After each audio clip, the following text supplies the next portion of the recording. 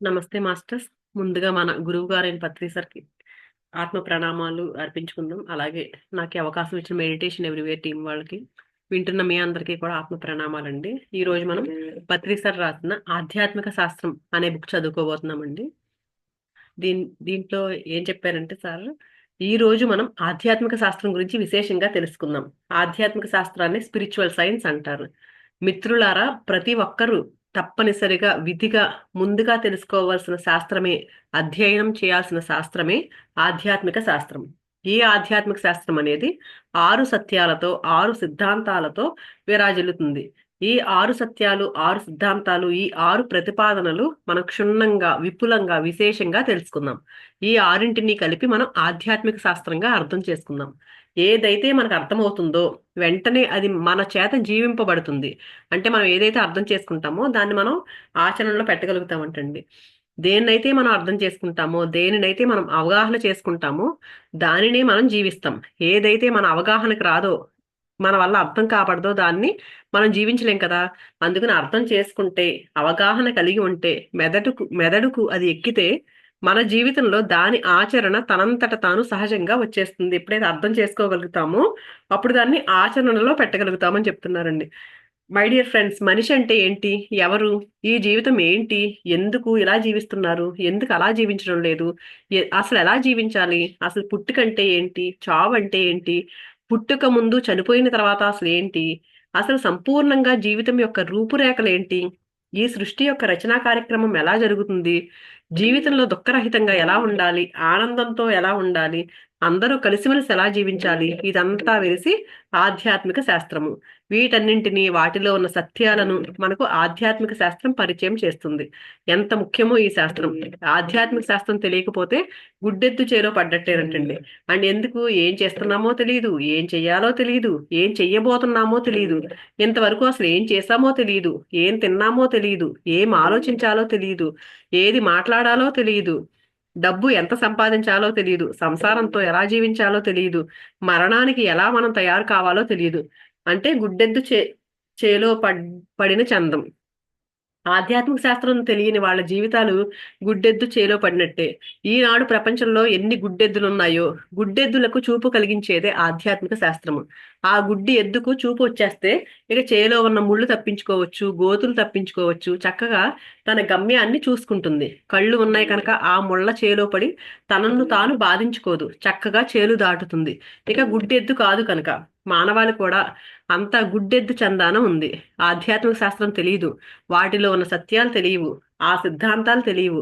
పక్కవాడు కారు కొంటే నేను కారు కొనాలి, పక్కవాడు మంచి బట్టలు వేసుకుంటే నేను ఇంకా 2 మంచి బట్టలు వేసుకోవాలి, పక్కవాడికి ఒక పెళ్ళం ఉంటే నాకు 2 పెళ్ళాలు ఉండాలి, పక్కవాడు ఒక మేడ కడితే నేను ఇంకా పెద్ద మేడ కట్టాలి. అంతేగాని పక్కవాడు వివేకానందుడు అయ్యాడే, నేను వివేకానందుడిలా కావాలి అని మాత్రం ఉండదు. ఒకానొక అతను జీసస్ క్రైస్ట్ అయ్యాడే, మరి నేను కూడా జీసస్ క్రైస్ట్ కావాలి అని మాత్రం ఉండదే.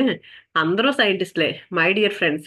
ఓ జీసస్ క్రైస్ట్ కానీ, ఒక వివేకానందుడు కానీ, ఒక గౌతమ బుద్ధుడు కానీ, ఒక వర్ధమాన మహావీరుడు కానీ, ఒక కృష్ణుడు కానీ, ఒక వేద వ్యాసుడు కానీ, ఒక వాల్మీకి కానీ, ఒక జొరాస్టర్ కానీ, ఒక వీర బ్రహ్మేంద్ర స్వామి కానీ, ఒక కబీర్ కానీ, ఒక నానక్ కానీ, ఒక మహావతార్ బాబాజీ కానీ, ఒక యుక్తేశ్వర్ గిరి కానీ, ఒక యోగానంద పరమహంస కానీ, మై డియర్ ఫ్రెండ్స్, వీళ్ళందరూ కూడా ఆధ్యాత్మిక శాస్త్రజ్ఞులు, స్పిరిచువల్ సైంటిస్టులే వీరందరూ.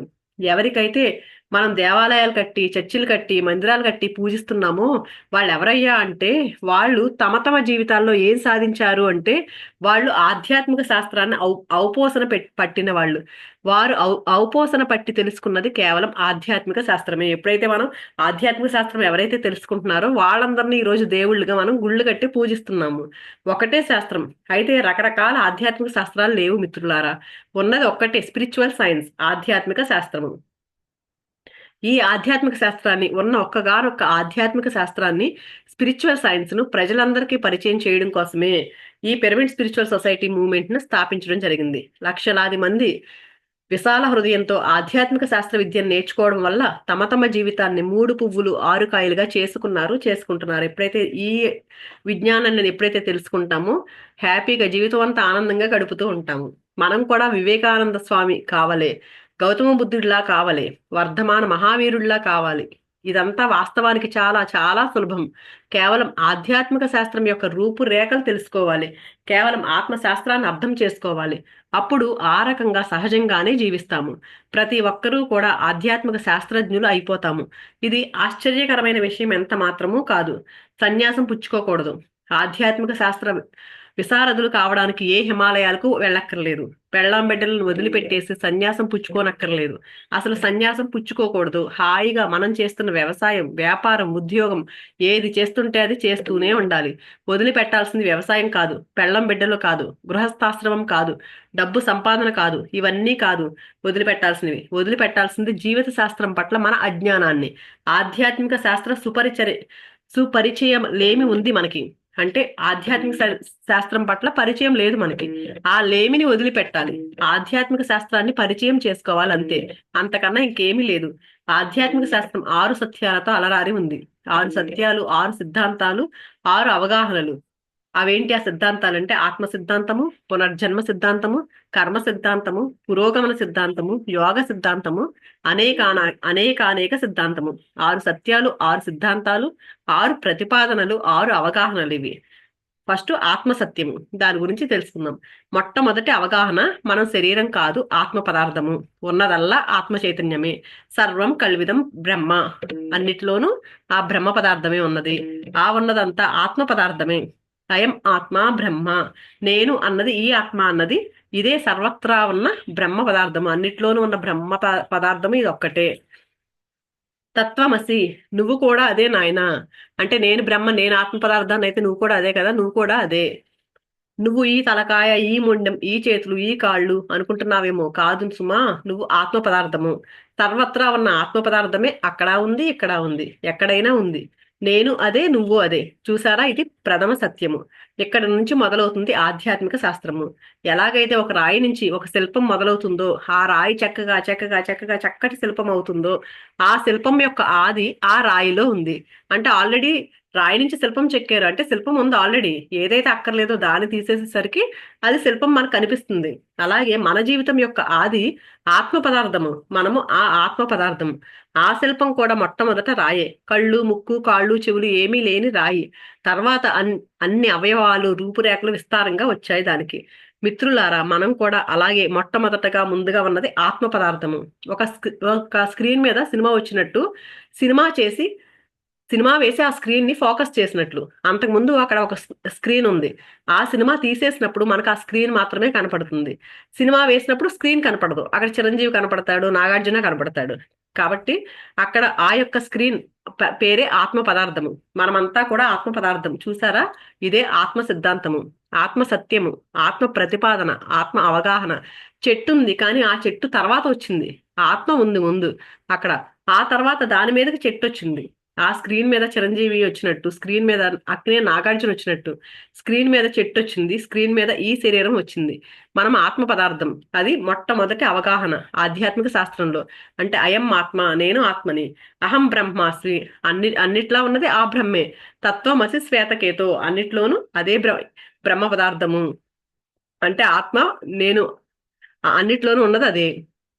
రెండవది పునర్జన్మ సత్యము.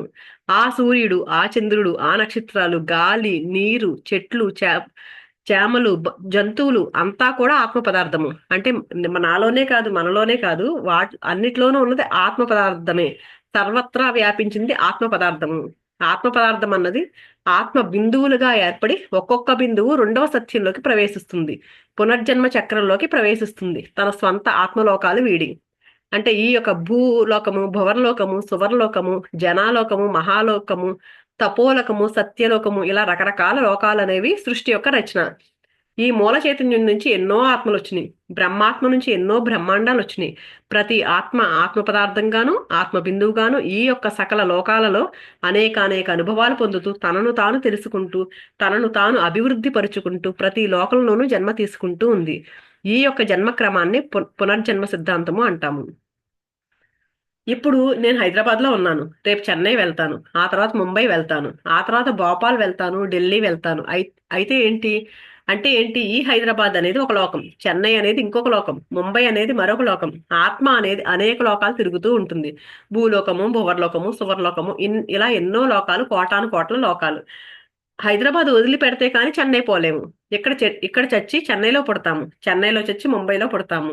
ఈ యొక్క శరీరంలోకి ఈ ఆత్మ పదార్థం వచ్చింది. ఇప్పుడు ఈ శరీరం ఉంది, కొన్ని రోజులకి ఈ శరీరం పోతుంది. అప్పుడు ఆత్మ బయటకు వచ్చి వేరే శరీరంతో వేరే లోకంలో విరాజిల్లుతుంది.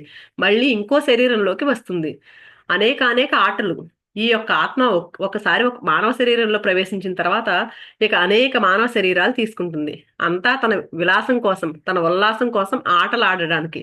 ఒక జన్మలో క్రికెట్ ఆడడానికి, ఒక జన్మలో హాకీ ఆడడానికి, ఒక జన్మలో ఫుట్బాల్ ఆడడానికి, ఒక జన్మలో బాస్కెట్బాల్ ఆడడానికి, ఒక జన్మలో పేకాట ఆడడానికి, ఒక జన్మలో పెళ్లి చేసుకుని కంపెడి పిల్లల్ని కనడానికి, ఇంకొక జన్మలో పెళ్లి చేసుకోకుండా సన్యాసిగా ఉండడానికి, ఒక జన్మలో బేదవాడిగా, ఒక జన్మలో జమీందారుగా, ఒక జన్మలో వ్యవసాయం చేయడానికి, ఇంకో జన్మలో వ్యాపారం చేయడానికి, ఒక జన్మలో రాజకీయం చేయడానికి, ఇంకో జన్మలో భట్రాజుగా ఉండడానికి, వెరసి రకరకాల పాత్రలు. ప్రతి పాత్ర కూడా విశిష్టమైనది. రాజు పాత్ర అన్నది భట్రాజు పాత్ర కన్నా ఎక్కువ విశిష్టమైనది ఏం కాదు. మనం అనుకుంటాము రాజు అంటే గొప్పవాడు, అబ్బా ఎంత గొప్ప జన్మ అనుకుంటాం. కానీ భట్రాజు అంటే సేవకుడు, సేవకుడి జన్మ ఎంతో రాజు జన్మ కూడా అంతే అని చెప్తున్నారు. భట్రాజు పాత్ర అన్నది రాజు పాత్ర కంటే తక్కువేమీ కాదు. ఇలా ఆత్మ అన్నది అనేక జన్మల్లో అనేక నాటకాలు వేస్తూ ప్రతి నాటకం నుంచి తన మనోరంజాన్ని కల్పించుకుంటూ నూతన ప్రయోగాలకు సంకల్పాలు చేస్తూ నూతన అనుభవాలతో నూతన పాఠాలను నేర్చుకుంటూ తన పరిమిత బుద్ధిని అపరిమితం చేసుకుంటూ ఉంటుంది. దీన్నే పునర్జన్మ సిద్ధాంతం అంటాము. అంటే రకరకాలుగా జన్మలు తీసుకుంటూ ప్రతి జన్మలోనూ కొత్త కొత్త ప్రయోగాలు చేసుకుంటూ కొత్త కొత్తగా అనుభవాలు నేర్చుకుంటూ పాఠాలు నేర్చుకుంటూ అలా సాగిపోతూ తనకున్న కొంచెం బుద్ధిని పెంచుకుంటూ అపరిమితంగా చేసుకుంటూ పోతుంది ఆత్మ. దాన్నే పునర్జన్మ సిద్ధాంతం అంటాం. గుర్తుంచుకుందాం, ప్రస్తుతం ఈ ఆధ్యాత్మిక శాస్త్రం యొక్క రూపురేఖలు తెలుసుకుంటున్నాం. 6 సిద్ధాంతాలలో 6 అవగాహనలతో 6 సత్యాలతో 6 ప్రతిపాదనలతో విరాజిల్లి ఉంటుంది ఈ యొక్క ఆధ్యాత్మిక శాస్త్రము. మొట్టమొదటిది మనమంతా ఆత్మ పదార్థము, చైతన్య పదార్థము, శుద్ధ చైతన్య పదార్థము. చూసారా? రెండవది ఈ చైతన్య పదార్థం అనేక శరీరాలు ధరిస్తుంది. ఇప్పుడు ఈ బట్టలు ధరించాం కదా, కాసేపటి తర్వాత వేరే బట్టలు వేసుకుంటాం కదా. కలర్ బట్టలు వేసుకుంటాం. వైట్, బ్లూ రకరకాల చొక్కాలు వేసుకుంటాము. బరువైనవి, తేలికైనవి, ఇలా ఎన్నో రకాల చొక్కాలు వేసుకుంటాం. అలాగే మన శరీరం కూడా ఒక చొక్కా. చూసారా? అంటే ఈ ఆత్మ పదార్థం కూడా అనేక శరీరాలు వేసుకుంటూ ఉంటుంది. అయితే మానవ జన్మ తీసుకున్న తర్వాత రకరకాల పరిస్థితులను తీసుకుంటుంది. అంతవరకు శరీరాలన్నీ వేరు. కుందేలు శరీరం వేరే, ఏనుగు శరీరం వేరే. అంటే జంతు సామ్రాజ్యంలో ఉన్నప్పుడు రకరకాల జంతువులుగా తీసుకుంటుంది కదా, అప్పుడు వేరే ఆకారాల్లో ఉంటాయి కదా. ఏనుగు ఒక రకంగా, కుందేలు ఒక రకంగా అలా ఉంటుంది కదా. కానీ అప్పటిదాకా రకరకాల శరీరాలు మారుస్తూ ఉంటుంది. మానవుడిగా పుట్టిన తర్వాత శరీరం ఒక్కటే, అయితే రకరకాలుగా పరిస్థితులను మారుస్తూ ఉంటుంది. ఒకానొక కుందేలు జీవితంలో, ఒకానొక ఏనుగు జీవితంలో పరిస్థితులు అంత ఎక్కువగా వేరుగా ఉండవు. చాలా కొద్ది వాతావరణ తేడాలు మాత్రమే ఉంటాయి. కానీ మానవ జీవితంలో మానసిక స్థితులను బట్టి ఎన్ని విశేషాలు ఉంటాయో, మానవ జీవిత పరిస్థితులు ఎన్నెన్నో. ప్రతి ఒక్క జీవిత పరిస్థితిని జీవించడం కోసం, అందులో తరించడం కోసం, అందులో పూర్ణ జ్ఞానాన్ని కలిగించుకోవడం కోసం ఇదంతా ఆత్మ యొక్క రంజనం. అంటే ఆత్మకి ఇవన్నీ నేర్చుకోవాలని దాని కుతూహలం అంటండి. అందుకుని ఒక్కొక్క జన్మ ఒక్కొక్క రంజనం కోసం తీసుకుంటుంది. అది కావాలి, నేను ఇది నేర్చుకోవాలి, అది నేర్చుకోవాలని ఇష్టంతో తీసుకుంటుంది. ఒక్కొక్కసారి ఒక్కొక్క జన్మ. చిరంజీవి గారు ఎన్ని సినిమాలు చేశారు, మళ్ళీ ఇంకొక పాత్ర ఏంటి, ఇంకొక సినిమా ఏంటి అని ఆయన బాధపడతారా? పడరు కదా. ఆహా, ఇంకో సినిమాని సంతోషిస్తారు. అలాగే ఎంత వయసు వచ్చినా ఇంకా పాత్రలు వేస్తూనే ఉన్నారు. అంతే కదండి, ఇంకా ఆగిపోయారా? ఇంకేం చేస్తారని ఆగిపోలేదు కదా, ఇంకా చేస్తూనే ఉన్నారు ఆయన. అలాగే ఆత్మ పరిస్థితి కూడా అంతే. ఎన్ని జన్మలైనా తీసుకుంటూనే ఉంటుంది. ఆత్మ తన యొక్క రంజనం కోసం, తన యొక్క ప్రగతి కోసం. చూసారా? దీన్ని పునర్జన్మ సిద్ధాంతం అంటారు. ఇదే రెండవ సిద్ధాంతం, ఇదే రెండవ సత్యం, ఇదే రెండవ అవగాహన. తర్వాత కర్మఫల సత్యం. మొట్టమొదటిది ఆత్మ సిద్ధాంతం, రెండవది పునర్జన్మ సిద్ధాంతం, మూడవది కర్మ సిద్ధాంతం. ప్రతి జన్మలోనూ కర్మలు చేయాలి. కర్మలు చేయకుండా ఆత్మ ఆత్మ మనజాలదు ఒక్క క్షణమైనా సరే. రాజుగా ఉంటే రాజు కర్మలు, వ్యవసాయదారుడిగా ఉంటే కర్షకుడి యొక్క కర్మలు, ఆడగా ఉంటే ఆడ కర్మలు, మొగగా ఉంటే మొగ కర్మలు. ఇలాగా ఈ యొక్క రకరకాల కర్మలు శరీర పోషణ కోసం, శరీరం నిలపడం కోసం, జీవితం కోసం, పేరు ప్రతిష్టల కోసం, ప్రగతి కోసం, విద్య కోసం, ఇలా ఎన్నో పనులు చేస్తాం. ప్రతి పని కూడా ఒకానొక కర్మ. ప్రతి కర్మకు దాని యొక్క ఫలం ఉంటుంది. దాని యొక్క రూపాంతరం ఉంటుంది. అంటే నేను బాగా చదివాను అనుకోండి, బాగా పాస్ అవుతాను. బాగా పాస్ అయితే మంచి ఉద్యోగం వస్తుంది. మంచి ఉద్యోగం వస్తే మంచి డబ్బు వస్తుంది. మంచి పెళ్ళాం వస్తుంది. చదవకపోతే పాస్ కాను, ఉద్యోగం రాదు. ఉద్యోగం రాకపోతే పెళ్లి కాదు. చూసారా? ఒక దాని యొక్క ఫలం మరొక దానికి దారి తీస్తుంది. బాగా దున్నితే విత్తనం మొలకెత్తుతుంది. కలుపు తీస్తే పంట బాగా వస్తుంది. కలుపు తీయకపోతే విత్తనం విస్తరించదు. నీళ్లు బాగా పెడితే పంట బాగా పండుతుంది. నీళ్లు పెట్టకపోతే, కలుపు తీయకపోతే పంట ఎలా ఉండాలో అలా ఉంటుంది. అంటే ప్రతి కర్మకు దాని ఫలం, దాని పర్యవసానం, కార్యము కారణము. మంచి పనులు చేస్తే పుణ్యం వస్తుంది. పాపపు పనులు, చెడు పనులు చేస్తే పాపం వస్తుంది. పాపం వల్ల రోగాలు, బాధలు, పుణ్యం వల్ల సుఖాలు, భోగాలు పరంపరగా అనుభవిస్తాం. ఇదంతా కర్మ సిద్ధాంతం కార్యకారణ సత్యము. అంటే ఏది జరిగినా సరే దానికి ఒక కారణం ఉంటుంది. ఏ కార్యం ఏ పని జరిగినా సరే దానికి ఒక కారణం ఉంటుంది. ఇదే కర్మ సిద్ధాంతం. శరీరం ఎక్కడ ఉంటే మనసు అక్కడ. స్కూల్కి కాలేజ్కి వెళ్ళి పాఠాలు బాగా విన్నామనుకోండి, శ్రద్ధగా విన్నామనుకోండి, అవి మనకు బుర్రకు ఎక్కుతాయి. అక్కడ లెక్చరర్ చెప్తున్నప్పుడు వేరే ఊహాగానాలు చేస్తుంటే, సినిమాల గురించి, షికార్ల గురించి లెక్చరర్ చెప్పేది వినపడదు, లోపలికి వెళ్ళదు. రేపు మళ్ళీ ఎగ్జామ్ రాస్తున్నప్పుడు చిరంజీవి గుర్తొస్తాడు కానీ అక్కడ రాయాల్సిన పాఠము, సైన్సో లెక్కలో ఏది గుర్తురాదు. ఏం చేస్తాం పాపం, గుండు సున్నా చూడతాం. చిరంజీవి సినిమా చూసేటప్పుడు చిరంజీవి సినిమా లాగా చూడాలి. కానీ పాఠాలు చదువుకుంటున్నప్పుడు, కాలేజీలో స్కూల్లో ఉన్నప్పుడు సినిమాలు గుర్తు రాకూడదు. ఆ పాఠం గుర్తుండాలి. అంటే మన శరీరం ఎక్కడ ఉంటే మన మనస్సు అక్కడ ఉండాలి. అంటే చేసే పని మీద ధ్యాస. ఏ పని చేస్తే ఆ పని మీద నిమగ్నమై పని చేయాలి. వంట చేస్తున్నాం, ఎక్కడో ఆలోచిస్తూ చేస్తే చేయగలుగుతుంది. డైనింగ్ చేస్తున్నాం, కారు నడుపుతూ ఎక్కడో ఆలోచన చేస్తే యాక్సిడెంట్ అవుతుంది, చనిపోతాం. అయితే శరీరం పోతుంది కానీ ఆత్మ చావదు. ఇంకొక శరీరం వస్తుంది. ఒక షర్ట్ చిరిగిపోయింది అనుకోండి, ఏమవుతుంది? కొత్త షర్టు, ఇంకో షర్ట్ వేసుకుంటాం. ఈ శరీరం కాలిపోయింది అనుకోండి, ఇంకో శరీరం వస్తుంది. కానీ ఆత్మ చావదు. భగవద్గీతలో వేదవ్యాసుల వారు ఏమన్నారు? నయనం చిందంతి శస్త్రాన్ని నయనం దహతి పావకః న చైనం క్లేదయాంత్యాపో శోషయతి మారుతః. అంటే ఆత్మ అన్నది, నేను అన్నది ఎరుక అన్నది, చైతన్యం అన్నది, సెల్ఫ్ అన్నది శస్త్రాల చేత ఛేదింపబడదు. అంటే నేను అనేది గాని, ఎరుక కానీ, చైతన్యం కానీ, సెల్ఫ్ కానీ ఏ శస్త్రాల చేత ఛేదింపబడదు, అగ్నితో దహింపబడదు. ఆత్మ పదార్థం దేని చేత నశింపబడదు. కానీ శరీరం ఛేదింపబడుతుంది, తడపబడుతుంది, దహించబడుతుంది, రకరకాల ప్రక్రియలకు లోనవుతుంది. శరీరం మనం కాదు అని తెలుసుకున్నప్పుడు ఎంతటి ఆనందమో చెప్పనలవి కాదు. ఆధ్యాత్మిక సత్యాలు ఒక్కొక్కటి ఒక్కొక్కటి తెలుస్తున్నప్పుడు ఎంతటి ఆనందమో, నిజంగా ఒక్కొక్క మెట్టు ఎక్కుతున్నట్టు జీవితంలో. ఓహో, నేను ఎన్నో జన్మలు ఎత్తానా, అంతకుముందు నేను జమీందారునా, ఇప్పుడు మటుకే నేను బికారునా, అయితే పర్వాలేదు. ఆ పక్కనున్న జమీందారు ఇక వీడి మీద ప్రభావం చూపించడం. ఎప్పుడైతే మనం ఓహో నేను నేను ఈ ఆత్మ పదార్థాన్ని నేను అని ఎప్పుడైతే తెలుసుకుంటామో అంటే పక్కన ఎవడో జమీందారు ఉన్నా సరే, సరే ఈ జన్మకి ఆ, ఏంటి అతనికి ఎక్కువ ఉంది నాకు లేదు, నేను పేదవాడిని అన్న ఫీలింగ్ ఎప్పుడు ఉండదు వాడికి అని చెప్తున్నారండి. చూసారా? గత జన్మల గురించి తెలుసుకున్నప్పుడు, పూర్వ జన్మల గురించి తెలుసుకున్నప్పుడు, పునర్జన్మ సిద్ధాంతం గురించి అవగాహన వచ్చినప్పుడు దుఃఖాలన్నీ పటాపంచలైపోతాయి. నేను శరీరం కాదు ఆత్మని అని తెలుసుకున్నప్పుడు, నేను ఎల్లప్పుడూ ఉండే ఆత్మని, పుట్టని చావని ఆత్మను.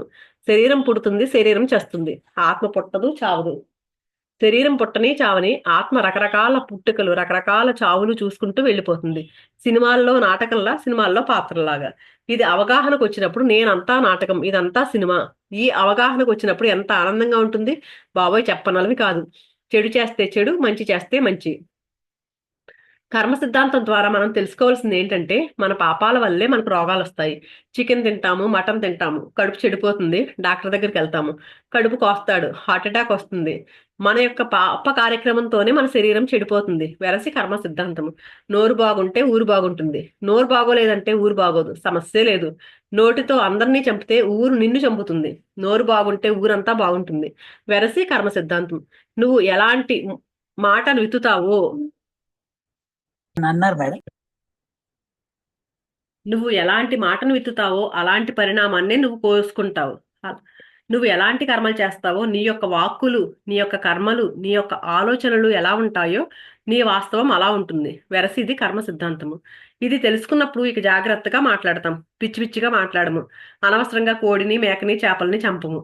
చంపితే మనం నరకాన్ని అనుభవించాల్సి వస్తుంది. తెలుసుకోండి మై డియర్ ఫ్రెండ్స్, కర్మ సిద్ధాంతాన్ని తెలుసుకున్నవాడు హింసకు దూరంగా ఉంటాడు. పునర్జన్మ సిద్ధాంతాన్ని తెలుసుకున్నవాడు పరిస్థితులకు ఆవల ఉంటాడు.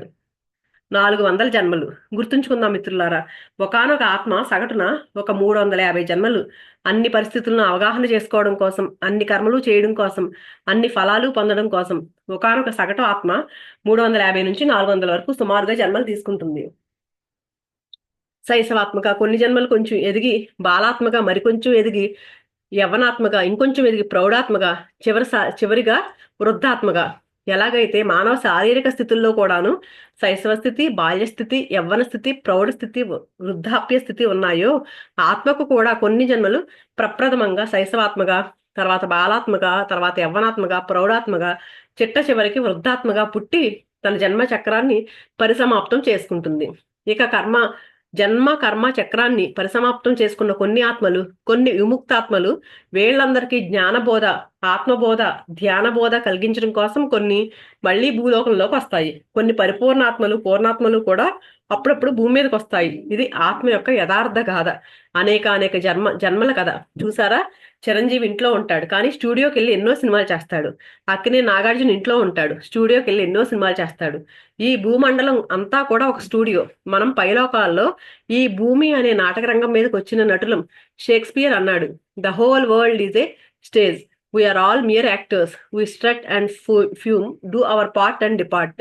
మై డియర్ ఫ్రెండ్స్, చక్కటి కర్మలు చేద్దాం, చక్కటి ఫలాలు పొందుదాం. సుకర్మలు సుఫలాలు, దుష్కర్మలు దుష్ఫలాలు. అంటే మనం ఇక్కడ నాటకం ఆడడానికి వచ్చాము, ఏదైతే మనం ఇక్కడికి తెచ్చుకున్నామో ఆ నాటకాన్ని చక్కగా ఆడేసి వెళ్ళిపోదాము అని చెప్పే షేక్స్పియర్. మనం శరీరం కాదు ఆత్మ. మనం సర్వత్రా ఉండేది ఆత్మ, ఎల్లప్పుడూ ఉండేది ఆత్మ. ఒకానొక ఆత్మ బిందువు అనేక జన్మలు తీసుకుంటూ ఉంటుంది.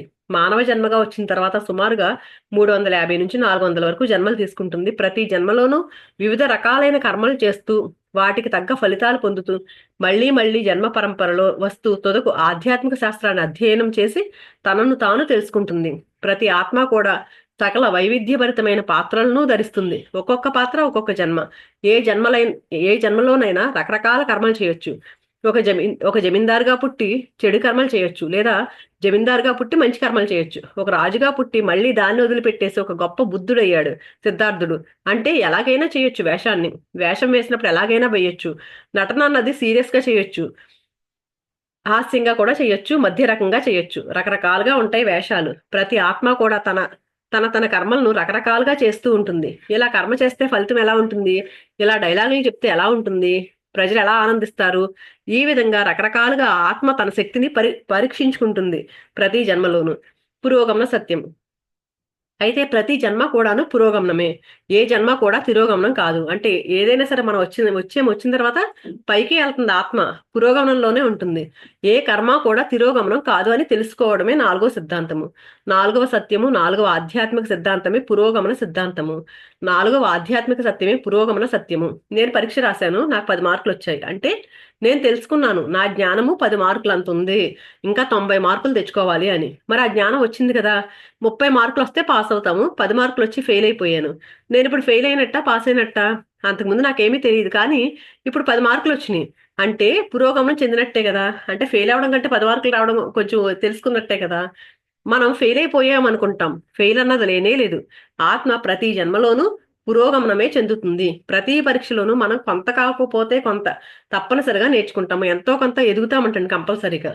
నేర్చుకోకుండా మనం ఎప్పుడూ ఉండము, ఏదో ఒకటి చెవిలో పడుతుంది కదా. కనుక మిత్రులారా, ఎక్కడా కూడా తిరోగమనం అనేదే లేదు, అంతా పురోగమనమే. కొంచెం కొంచెం పైకెళ్తూనే ఉన్నాం మనం. ప్రతి అనుభవము కూడాను ఆత్మకు ఒకానొక క్రొత్త పుట. విలన్ అనుభవము, హీరో అనుభవము ఆత్మకు ఒకానొక కొత్త పుట. ఆత్మ ఎప్పుడూ పురోగమనంలోనే ఉంటుంది అని తెలుసుకోవాలి. తిరోగమనం లేదు.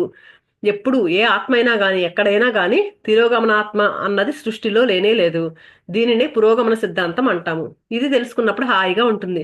అంతకుముందు నేను నరకంలో పడిపోతానేమో, వెనక్కి వెళ్ళిపోతానేమో అని కుంచుకుని ఉంటాం. నరకం అసంభవం, ఇది సంభవం కానిది అని తెలుసుకున్నప్పుడు జీవితంలో గిల్టీ కాన్షియస్నెస్ పోతుంది, అపరాధ భావన అనేది పోతుంది, నేర భావన పోతుంది. అవును, వాడు ముందరెళ్తున్నాడు, నేను కొంచెం 2 అడుగులు వెనక వెళ్తున్నాను, అంతేకాని పెద్ద ఏమీ అయిపోలేదు. ఆత్మకి ఎప్పుడూ విజయమే. కుడి ఎడమైతే పొరపాటు లేదో, ఓడిపోలేదో అని. చూసారా, ఓడిపోలేదు. ఆత్మ ఎప్పుడూ ఓడిపోదు, ఆత్మకు ఎప్పుడూ విజయమే. ఇంటి నుంచి ఇక్కడికి వచ్చాము, ట్రాఫిక్ బాగా ఉంది, ఆగిపోయాం. అయ్యో ఆగిపోయామే అని బాధ కాదు. ఆగిపోయినప్పుడు ఇంకేదో చూస్తాం, రేపటికి కావాల్సింది అక్కడ ఏదో చూస్తాము. రేపటి కావాల్సింది ఏదో తెలుసుకుంటాము. దాన్ని ఉపయోగించుకుని రేపు ఇంకో దానికి వినియోగించుకుంటాం. దాన్ని ఉపయోగించుకుని రేపు ఇంకో దానికి వినియోగించుకుంటాం. అది మనకు ప్రస్తుతం తెలీదు. మనం అనుకుంటాము టైం వేస్ట్ అయిపోయింది, నేను ట్రాఫిక్ లో చిక్కుకుపోయాను అంటే అక్కడ మనకి ఏదో మనం ఒక చోట ఆగిపోయామంటేనంటే ప్రతి దానికి ఒక పర్పస్ ఉంటుందంట. ఇక్కడ ఆగిపోయింది, అయ్యో నా టైం అంతా వేస్ట్ అయిపోతుంది, ట్రాఫిక్ లో ఉండిపోయింది ఈ రోజు అనుకుంటాం. కానీ మనకి నా జీవితం వ్యర్థమైపోయింది అనుకుంటాం, కానీ ఇది సత్యం కాదంటండి. అక్కడ ఏదో మనం నేర్చుకోవడానికి ఉంది కాబట్టే అక్కడ ఆగుతామంట మనం. ప్రతిదీ మనకు ఉపయోగపడేదే, ప్రతి అనుభవము మనల్ని ముందుకు తీసుకెళ్లేదే, ప్రతిదీ కొత్తదనమే, కొత్త రుచి, కొత్త వాసనే. ప్రతి పాత్ర ఒకానొక కొత్త పాత్రే. ప్రతి నటన అవకాశము నట జీవితంలో ఒకానొక కొత్త అవకాశమే. ప్రతి జీవిత అవకాశము ఆత్మకు ఒక కొత్త మహత్ అవకాశమే. ఎప్పుడూ పురోగమనమే. తిరోగమనం అన్నది లేనే లేదు ఎవరికైనా కానీ. ఇదే పురోగమన సిద్ధాంతము. You can never go backwards, you can only go forwards. That is the meaning, my dear friends. పురోగమనం ఎంత హాయిగా ఉందో చూసారా సత్యాన్ని తెలుసుకున్నప్పుడు. లేకపోతే ఏడుస్తూ ఉంటాం ప్రొద్దుగూకులు. నేను శరీరం అనుకున్నప్పుడు ఏడుపు. ఒకటే జన్మ అనుకున్నప్పుడు నేను పేదవాణ్ణి, వాడు జమీందారుగా ఉన్నాడు అని ఏడుపు. కర్మ సిద్ధాంతం తెలియదు, ఏడుపు. పురోగమన సిద్ధాంతం తెలియనప్పుడు నేను తిరోగమనంలో ఉన్నానేమో అనుకుని ఏడుపు. ఒక్కొక్క అవగాహన వచ్చినప్పుడు, ఒక్కొక్క సిద్ధాంతం తెలుసుకున్నప్పుడు, ఒక్కొక్క సత్యాన్ని తెలుసుకున్నప్పుడు ఒక్కొక్క రెక్క విచ్చుకున్నట్టు ఆత్మకు అలా హాయిగా ఉంటుంది. యోగ సత్యం. పురోగమన సిద్ధాంతం తర్వాత ఏంటి? ఇక ఈ పురోగమనాన్ని మనం వేగవంతం చేసుకోవాలి. మామూలుగా ఒకానొక కెమికల్ రియాక్షన్ లో A+B అన్నది C+D కావడానికి 300 రోజులు పడుతుంది అనుకుందాం. ఆ కెమికల్స్ లో ఒక క్యాటలిస్ట్ వేశారనుకుందాం. 300 రోజుల్లో జరిగేది అప్పుడు 3 రోజుల్లో జరుగుతుంది. అంటే ఏంటి? క్యాటలిస్ట్ యొక్క ఆగమనం వల్ల అది ఆ రియాక్షన్ వేగవంతమైంది. అదే అంటే A+B అనేది C+D రావడానికి వాళ్ళు ఒక కలిపారంటండి. అది కలపడం వల్ల తొందరగా అయిపోయింది ప్రాసెస్. అలాగే మీరు సంగీతం నేర్చుకోవాలి, నాకు సంగీతం వచ్చు, నేను నేర్పితే మీ సంగీత అధ్యయనం వేగవంతం అవుతుంది. లేకపోతే మీరు టీవీ చూస్తూ రేడియో చూస్తూ పక్కన టేప్ రికార్డ్ పెట్టుకుని సాధన చేస్తే ఎప్పటికి నేర్చుకుంటారు? నేర్చుకుంటారు, కానీ ఒక గురువు సహాయం దొరికిందనుకోండి మీ యొక్క నేర్చుకోవడం అనేది వేగవంతం అవుతుంది క్యాటలిస్ట్ లాగా. కనుక మనం పురోగమనాన్ని, జీవితంలో మన పురోగమనాన్ని వేగవంతం చేసుకోవడమే యోగ సిద్ధాంతం. అంటే కాలేజీకి, స్కూల్కి తమ పిల్లల్ని తల్లిదండ్రులు ఎందుకు పంపిస్తారు? పాఠాలను వాళ్ళ ఇంట్లోనే చెప్పొచ్చు కదా. తల్లి తండ్రి చెప్పొచ్చు, కానీ వాళ్ళు పిల్లల్ని స్కూల్కే పంపిస్తారు. అంటే పిల్లలు నేర్చుకోవడాన్ని వేగవంతం చేయడానికి. చూసారా, ధ్యానం చేసామనుకోండి మన ఆత్మ పురోగమనం వేగవంతం అవుతుంది. అంటే నత్తనడకలాగా వెళ్లే జీవితం ఇక ఫ్లైట్ లో వెళ్తుంది. ఆ, ఎ- గరుడ సమానంగా వెళ్తాము. నత్తనడక కాస్త గరుడ గమనం అవుతుంది ధ్యానం చేస్తే. ఇదే 5వ ఆధ్యాత్మిక సిద్ధాంతం, యోగ సిద్ధాంతం. ఎప్పుడైతే మనం ధ్యానం చేసామనంటే కొన్ని వందలు, అంటే మనం దీని ఆత్మజ్ఞానాన్ని మనం ఆచరణలో పెడుతూ ఉన్నామో, ధ్యానం చేసామంటే ఆటోమేటిక్ మన జ్ఞానం కూడా నేర్చుకుంటూ ఉంటాం. ఎప్పుడైతే దాన్ని ఆచరణలో పెడతామో ఈజీగా ఒక జన్మలో అంటే 1000 జన్మలు దాటేసేంత మనం ఎదిగిపోతా ఉంటుంది. మన పురోగమనం అంత బాగా జరుగుతుందంట. చిన్నప్పుడే భగవద్గీత చదివాం అనుకుందాం, అసలు సంగతి తెలిసిపోతుంది. అప్పుడు మన జీవితం గరుడ గగనం అవుతుంది, లేదా నత్త నడక. చిన్నప్పుడే భగవద్గీత చదవాలి, చిన్నప్పుడే ధ్యాన సాధన చేయాలి, చిన్నప్పుడే నేను శరీరం కాదు ఆత్మ అని తెలుసుకోవాలి. ఆధ్యాత్మిక విద్య అనేది చిన్నప్పుడే నేర్చుకోవాలి. ఏ స్టిచ్ ఇన్ టైమ్ సేవ్స్ 9. జీవితంలో మన పురోగమనాన్ని వేగవంతం చేసుకోవడమే 5వ సిద్ధాంతం, యోగ సిద్ధాంతము. అసలు ధ్యానంలోకి వచ్చిన తర్వాతే, యోగంలోకి వచ్చిన తర్వాతే ఈ మొదటి 4 సిద్ధాంతాలు తెలుసుకునేది మానవులు. అంతవరకు తెలుసుకోలేరు. అంతవరకు తన ఆత్మ అని తెలియదు. తాను ఎన్నో జన్మలెత్తినా జన్మెత్తాడు అనేది తెలియదు. తను నడిపించేది తన కర్మలే అని తెలుసుకోకుండా ఎవరో దేవుణ్ణి మొక్కుకుంటాడు. పురోగమనం లేదు అని చెప్పేసి ఏడుస్తూ ఉంటాడు. యోగ అయిన తర్వాత, యోగ సిద్ధాంతంలోకి అడుగుపెట్టిన తర్వాత మొట్టమొదటిసారిగా అనుభవపూర్వకంగా ఇవన్నీ ఉన్నాయని తెలుసుకుంటాడు మానవుడు. అప్పుడే హాయిగా జీవిస్తాడు. అందుకే యోగివికా నాయనా అన్నాడు భగవద్గీతలో శ్రీకృష్ణుడు. మొట్టమొదటిగా నువ్వు యోగివికా, అప్పుడే నీకు అవన్నీ తెలుస్తాయి. తపస్విభ్యోధికో యోగి జ్ఞానిభ్యోపి మతోధికః కర్మిభ్యశ్చాధికో యోగి తస్మాద్యోగి భవార్జున. అర్జున యోగివిక అని కృష్ణుడు అర్జునుడికి చెప్పారు. యోగం అంటే ధ్యానము. పిరమిడ్ స్పిరిచువల్ సొసైటీ వాళ్ళు అందరికీ ధ్యానం నేర్పించి వాళ్ళ పురోగమనాన్ని మరింత వేగవంతం చేస్తున్నారు. ధ్యానానికి పూర్వం నత్తనడక, ధ్యానానికి వచ్చిన తర్వాత గరుడ గమనం, విహంగ మార్గం. హంస అంటే శ్వాస అనేది మనల్ని ఆధ్యాత్మిక విహంగ మార్గంలో పయనింపజేస్తుంది. కనుక ప్రతి ఒక్కళ్ళు ధ్యానం చేయాలి. మనస్సును కంట్రోల్ చేసుకుంటే, మనస్సును శూన్యం చేసుకుంటే, శ్వాసానుసంధానం ద్వారా మన శరీరం నుంచి సూక్ష్మ శరీరం విడిపడి మన దివ్య చక్షు ఉత్తేజితమై మనం అన్నీ చూస్తాము. మనం ఆత్మాని తెలుసుకుంటాము, పునర్జన్మలు ఉన్నాయని తెలుసుకుంటాము, కర్మ సిద్ధాంతం సత్యము అని తెలుసుకుంటాము, పురోగమన సిద్ధాంతం తెలుసుకుంటాము. ఇవన్నీ తెలుసుకుంటాం ఎలాగా అంటే యోగి అయినప్పుడు. మిత్రులారా, అందుకే అన్ని చోట్ల పిరమిడ్ స్పిరిచువల్ సొసైటీ స్థాపించబడ్డాయి. ఎందుకంటే అందరినీ యోగులుగా చేయడం కోసమే ఈ పిరమిడ్ మాస్టర్లు అందరూ పుట్టారు. వీళ్ళంతా విముక్తాత్మలు. శైశవాత్మస్థితి దాటి, యువాత్మస్థితి దాటి, ప్రౌఢాత్మస్థితి దాటి, వృద్ధాత్మస్థితి దాటి విముక్తాత్మలైపోయిన వాళ్ళు మళ్ళీ తిరిగి పుట్టి వీళ్ళందరికీ ఆత్మబోధ, జ్ఞానబోధ, ధ్యాన శిక్షణ ఇవ్వడం కోసం పుట్టిన వాళ్ళే new age masters, pyramid masters. ఓ సంగీత విద్యని అభ్యసింపచేసే మాస్టర్ ఎలా ఉంటాడో, ఓ కెమిస్ట్రీ లెక్చరర్ ఎలా ఉంటాడో, ఓ క్రికెట్ నేర్పించే కోచ్ ఎలా ఉంటాడో, అలాగే ధ్యాన విద్య నేర్పించే కోచ్లే పిరమిడ్ మాస్టర్లు. ఇది మౌలికమైన విద్య, దుఃఖం నుంచి బయటపడేసే విద్య, మన శక్తిని చిలవలు పలవలుగా అభివృద్ధి పరుచుకునే విద్య, శరీరాన్ని అనారోగ్యం నుంచి ఆరోగ్యానికి తీసుకొచ్చే విద్య, మనస్సును అశాంతి వైపు నుంచి శాంతి వైపుకు తీసుకొచ్చే విద్య, బుద్ధి మాంద్యం నుంచి బుద్ధి సూక్ష్మత వైపు తీసుకొచ్చే విద్య, ఆత్మానుభవాన్ని కలిగించే విద్య, వసుధైక కుటుంబాన్ని స్థాపన చేసే విద్య, అందరూ కలిసికట్టుగా ఉండి సర్వ మతాలు, సర్వ జాతులు, సర్వ కులాలు, సర్వ తెగలు అందరూ ఏకమై ఒక గొడుగు కిందకు వచ్చి అందరినీ ఒక దగ్గరికి తీసుకొచ్చే విద్య ఆత్మ విద్య, ధ్యాన విద్య. మై డియర్ ఫ్రెండ్స్, ఈ రోజు ఆధ్యాత్మిక శాస్త్రం యొక్క రూపురేఖల్ని సంపూర్ణంగా తెలుసుకుంటున్నాం. ఆత్మ సిద్ధాంతము, పునర్జన్మ సిద్ధాంతము, కర్మ సిద్ధాంతము, పురోగమన సిద్ధాంతము, యోగ సిద్ధాంతము. సర్వధర్మాన్ పరిత్యజ, ఈ యొక్క అన్ని ధర్మాలు వదిలిపెట్టి నిన్ను నువ్వు తెలుసుకో, నీ శరణమే నువ్వు కోరుకో. సర్వధర్మాన్ పరిత్యజ మామేకం శరణం వ్రజ. మాం అంటే తనను తాను అనే కాని కృష్ణుడిని కాదు అని అర్థం. కృష్ణుడు అని కాదు అర్థం. ఫస్ట్ చేయాల్సింది నీ గురించి నువ్వు తెలుసుకోవడం. అందరూ రమణ మహర్షి దగ్గరికి వెళ్ళేవారు. ఆయన ఎప్పుడూ ఒకటే అనేవారు, నీ గురించి నువ్వు తెలుసుకోవయ్యా అని. నా పేరు సుబ్బారావు అండి అంటే, నీ పేరు అడగడం లేదు, నిన్ను గురించి తెలుసుకుంటున్నావా? నేను నెల్లూరు నుండి వచ్చానండి, మాది నెల్లూరు అండి అంటే, ఊహో సారీ, నీ గురించి నువ్వు తెలుసుకున్నావా? జీవితాంతం నువ్వు శరీరం కాదు ఆత్మ అని ప్రబోధించడానికే ఆయన పుట్టాడు. మై డియర్ ఫ్రెండ్స్, ఆధ్యాత్మిక శాస్త్రం యొక్క పూర్ణ రూపాన్ని ప్రతి మనిషికి ప్రసాదించడం కోసమే ఈ భూమండలంలోకి అవతరించారు పిరమిడ్ మాస్టర్స్. కొండ మీద కూర్చునే వాళ్ళు కాదు పిరమిడ్ మాస్టర్స్, ఇంటింటికి తిరిగేవాళ్ళు. అందరికీ ధ్యాన బోధన చేసి నీ ఆత్మ నువ్వు తెలుసుకోవాలి, నీ జన్మ నువ్వు తెలుసుకోవాలి, నీ కర్మని నువ్వే కరిగించుకోవాలి, నీ పురోగమనాన్ని నువ్వు వేగవంతం చేసుకోవాలి, అనేక సిద్ధాంతంలోకి అడుగు పెట్టాలి అని ప్రబోధించే వాళ్ళే పిరమిడ్ మాస్టర్స్. అనేక సత్యము. 6వ సిద్ధాంతం మిత్రులారా, ఇది అనేక సిద్ధాంతము. ఏం తెలుసుకుంటాం మనం ఒక యోగి అయినప్పుడు, పరమయోగి అయినప్పుడు? యోగి అయినప్పుడు ఆత్మ సిద్ధాంతం తెలుసుకుంటాం, పునర్జన్మ సిద్ధాంతం తెలుసుకుంటాం, కర్మ సిద్ధాంతం తెలుసుకుంటాం, పురోగమన సిద్ధాంతం తెలుసుకుంటాం. యోగ్యులం అవుతాము, దుఃఖ రాహిత్యం సంపాదించుకుంటాము. తర్వాత పరమ యోగేశ్వరులమైనప్పుడు అనేక సిద్ధాంతం తెలుసుకుంటాము.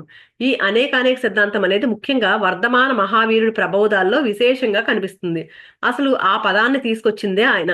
అనేక అంటే ఏంటి? ఎన్ని లోకాలు ఉన్నాయి ఆ సృష్టిలో? కోటాను కోట్ల లోకాలు. సృష్టిలో ఎన్ని గెలాక్సీలో, ఎన్ని సూర్యమండలాలో, ఒక్కొక్క సూర్యమండలంలో ఎన్నెన్ని గ్రహాలో, లెక్కలేనన్ని, అనంతం, ఇన్ఫినిటీ. అనేక అంటే అనంతము. సృష్టిలో ఎన్ని చిత్ర విచిత్రాలు ఉన్నాయంటే అనేక చిత్ర విచిత్రాలు. ఎన్ని ఉన్నాయంటే ఇన్ఫినిటీ, అనంతము. సృష్టిలో ఏ పనులు చేయొచ్చు అంటే ఏదైనా చేయొచ్చు, అనేకాలు. కనుక ఆ యొక్క అనేకతలో అనుక్షణం జీవిస్తారు యోగీశ్వరులు. అనేక సిద్ధాంతము, ఎవ్రీథింగ్ ఈజ్ ఇన్ఫినిటీ. ఎన్ని లోకాలున్నా ఇన్ఫినిటీనే. ఎంతమంది కన్నా నువ్వు మంచి చేయొచ్చు, ఇన్ఫినిటీ. ఎంత పుణ్యమైనా మూట కట్టుకోవచ్చు, ఇన్ఫినిటీ. ఎంత పాపాన్నైనా మూట కట్టుకోవచ్చు, ఇన్ఫినిటీ. ఏదైనా ఎంతైనా చేయొచ్చు, ఎంతమందినైనా ఆత్మజ్ఞానులుగా చేయొచ్చు, ఎంత ఆనందమైనా అనుభవించవచ్చు, ఎన్ని కొత్త లోకాలు నువ్వు సృష్టించుకోవచ్చు, ఇన్ఫినిటీ. ఒకసారి దేవతలంతా కలిసి తమ సూక్ష్మ శరీరాల నుంచి కారణ శరీరాలను విడదీసి శివుడి దగ్గరికి వెళ్ళారంట. దేవతలు అంటండి, వాళ్ళ రెండో సూక్ష్మ శరీరం ఉంటది కదా, ఆ సూక్ష్మ శరీరం నుంచి ఆ పై శరీరం కారణ శరీరంతో వెళ్ళారంటండి శివుడి దగ్గరికి. ఆయన ఏం చేస్తాడంటే, ఆయన మహాకారణ శరీరం తర్వాత శరీరంతో కూర్చుని ధ్యానం చేస్తున్నాడంట శివుడు. వీళ్ళందరూ వెళ్ళి ఆయన ముందు కూర్చున్నారంట. కాసేపటిగా పరమేశ్వరుడు ధ్యానం నుంచి కళ్ళు తెరిచి, ఏంటయ్యా అందరూ ఎక్కడికి వచ్చారు అని అడిగారంట. అడిగితే, స్వామి మేము ఎంతో కష్టపడి మా యొక్క సూక్ష్మ శరీరాల నుంచి కారణ శరీరాలను బయటకు తీసుకుని మీ దగ్గరికి వస్తున్నాం కదా, మీరే అల్టిమేట్ కదా, మరి మీరెందుకు ధ్యానం చేస్తున్నారు అని అడిగారంట దేవతలు. అప్పుడు ఆయన ఏం చెప్పారంటే, మీకు నాకు ఎంత తేడా ఉందో నాకు నా పైన ఉన్న లోకాలకి కూడా అంతే తేడా ఉంది.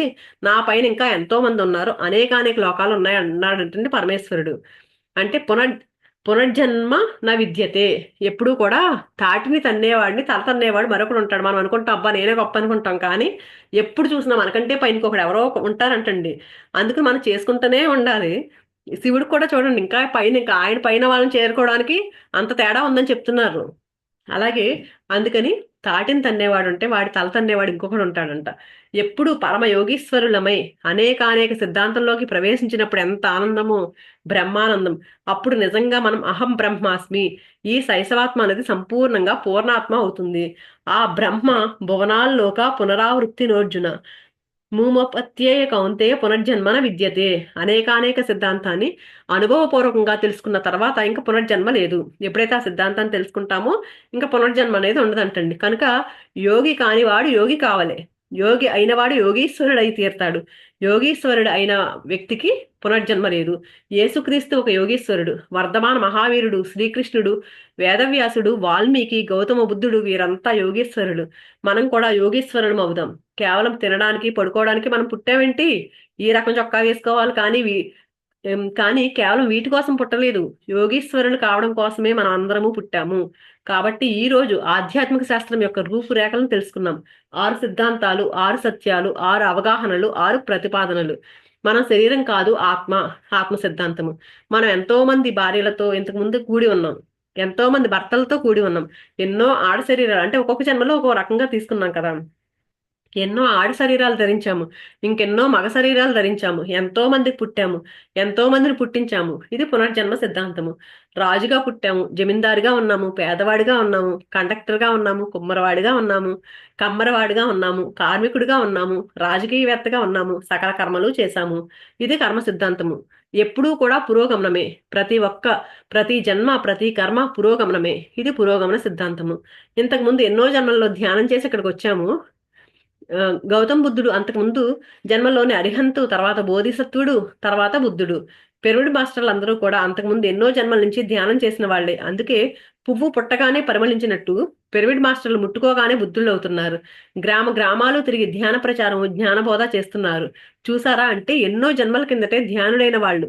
యోగ సిద్ధాంతము, యోగ సిద్ధాంతం తర్వాత అనేక సిద్ధాంతము. కనుక మై డియర్ ఫ్రెండ్స్, ధ్యానంలోకి వచ్చినప్పుడు మొట్టమొదటిగా ధ్యాని అయ్యి, యోగి అయ్యి, పరంపరగా ఋషి అయ్యి, రాజర్షి అయ్యి, తొదకు బ్రహ్మర్షి అవుతాము. యోగి అయినప్పుడు దుఃఖం నుంచి బయటకు వస్తాము. ఋషి అయినప్పుడు దివ్య చక్షు ఉందని తెలుసుకుంటాము, థర్డ్ ఏ తెరుచుకుంటుంది. రాజర్షి అయినప్పుడు మన జన్మలన్నీ మనం చూసుకుంటాము. బ్రహ్మర్షి అయినప్పుడు అనేక సిద్ధాంతంలో వసిస్తాము. సృష్టి యొక్క సకల మౌలిక సత్యాలను తెలుసుకుంటాము. బ్రహ్మర్షి అయిన వాడే ఒక యోగీశ్వరుడు. యోగి నుండి యోగేశ్వరుడు అవుదాము. యోగీశ్వరుడు అవుతాడు. ధ్యాని, యోగి, ఋషి, రాజర్షి, బ్రహ్మర్షి. చూసారా, ధ్యానాభ్యాసం చేసేవాడు మనస్సు మీద సంపూర్ణ ఆధిపత్యం సంపాదించినప్పుడు యోగి అవుతాడు. యోగి అయినవాడు అచర కాలంలో దివ్య చక్షువు సంపాదించుకున్నప్పుడు ఋషి అవుతాడు. ఋషి అయినవాడు తన దివ్య చక్షువుతో తన జన్మలన్నీ చూసుకున్నప్పుడు రాజర్షి అవుతాడు. రాజర్షి అయినవాడు తానే సర్వము తానే అని తెలుసుకున్నప్పుడు బ్రహ్మర్షి అవుతాడు. Thank you very much. ఈ రోజు చక్కగా ఆధ్యాత్మిక శాస్త్రం యొక్క 6 సిద్ధాంతాలు తెలుసుకున్నాము. కనుక ధ్యానం చేద్దాము, యోగి అవుదాము, యోగీశ్వరులారా. అందుకని సకల మానవాళి ధ్యాన ప్రపంచంలో ప్రవేశించవాలి. మానవాళికి అంతాను కూడాను ఆధ్యాత్మిక శాస్త్రజ్ఞులు కావాలి. అందరికీ నమస్కారం. ధ్యానం అంటే ప్రార్థన కాదు, ధ్యానం అంటే స్తోత్రం కాదు, ధ్యానం అంటే నామస్మరణ కాదు, ధ్యానం అంటే మంత్ర జపం కాదు, ధ్యానం అంటే శ్వాస మీద ధ్యాస. ధ్యాన సాధన ద్వారానే దివ్యచక్షు ఉత్తేజితమవుతుంది. ధ్యాన సాధన ద్వారానే మనం కూడా గురువులుగా మారతాము. ధ్యాన సాధన ద్వారానే మనమే దైవ స్వరూపులమని తెలుసుకుంటాము. ఇక్కడతో ఈ పూర్తయిందండి. థ్యాంక్ యూ సో మచ్ అండి.